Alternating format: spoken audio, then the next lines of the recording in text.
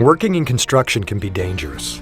Employees work in hazardous environments with exposures to falls, powered and heavy equipment, and chemicals. Statistics show that construction workers have a greater chance of being injured or killed on the job from these types of hazards. Before you step on the job site, be familiar with the basic safety hazards and understand how to protect yourself.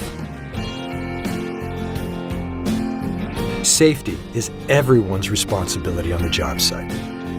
Workers must follow all safe work practices and applicable OSHA rules. They must immediately look for hazards and report all injuries or near misses and any hazardous conditions. Workers must keep work areas, walkways, and stairs clean and free of trash, debris, tools, and materials to prevent tripping. And take adequate precautions when working in very hot temperatures, including frequently drinking cool water and taking breaks in the shade.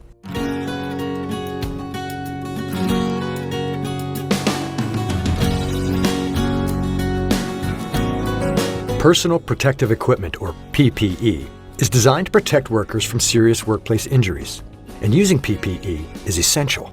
Always use the appropriate PPE, such as wearing a hard hat, safety glasses, safety boots and gloves, as well as high visibility clothing and hearing protection, and even respirators when required, in the manner that they were designed. Ensure the PPE is maintained in good condition and replaced when damaged or lost. Falling is the #1 cause of serious work-related injury and death in construction. The best way to prevent a fall is to inspect the work area and ensure all fall exposures are adequately protected. Workers exposed to fall hazards 6 feet or more above a lower level, such as a leading edge, floor holes or wall openings and roofs, must be protected by a fall protection system. Fall protection systems can be temporary or permanent guardrails, safety nets, hole covers, or personal fall arrest systems.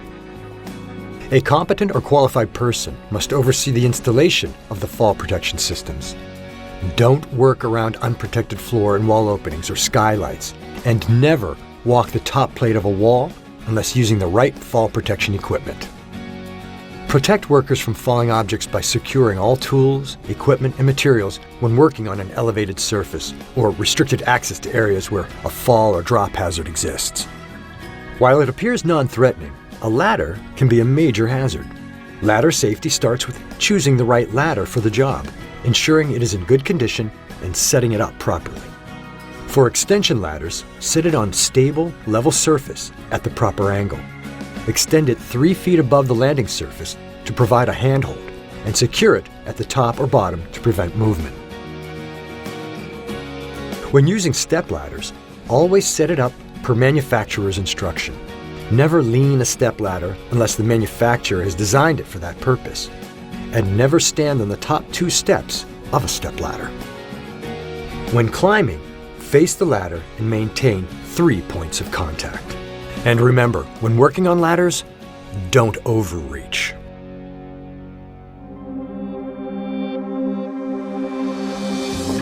Some workers will need to work on scaffolds, so you must be trained and understand the hazards before setting up, using, or dismantling scaffolding. Don't work from anything not designed for that purpose, such as standing on a 5-gallon bucket, because makeshift scaffolds are never acceptable. Scaffolds must be erected, dismantled, and inspected before use under the supervision of a competent person. And for scaffolds 10 feet and higher, you must add guardrails or wear a personal fall arrest system. Electricity can be extremely dangerous and can cause burns, shocks, and death from electrocution. Anyone working with electricity must follow basic safety rules.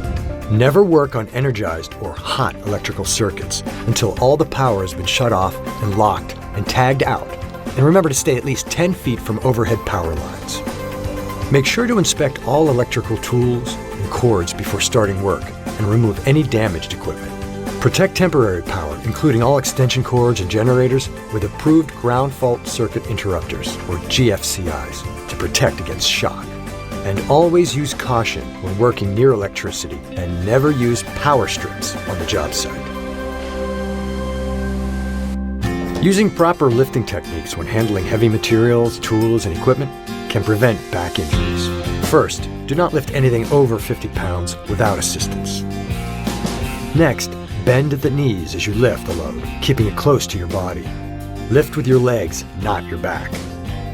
Finally, be careful not to twist your body during the lift. Cave-ins pose a great risk to workers who have to perform trenching and excavation operations.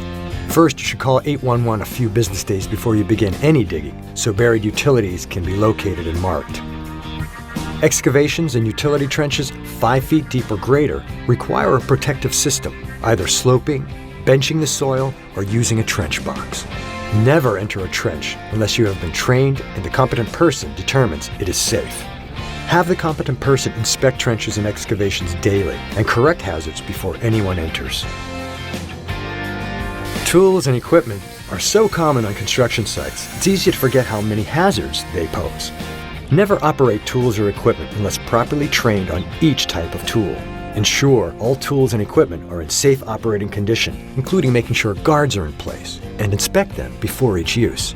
And always wear the right personal protective equipment such as head, eye, hand, and hearing protection. Finally, stay clear of backing and turning vehicles and mobile equipment.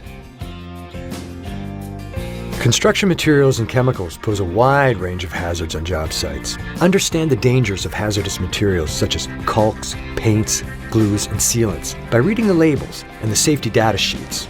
Follow the manufacturer's instructions for handling, use, and storage of hazardous chemicals. And always wear the proper personal protective equipment according to the label or SDS recommendations, such as respirator, eye protection, and gloves. As you become familiar with these important safety basics, it's up to you to follow the rules and work safely, because safety is everyone's responsibility.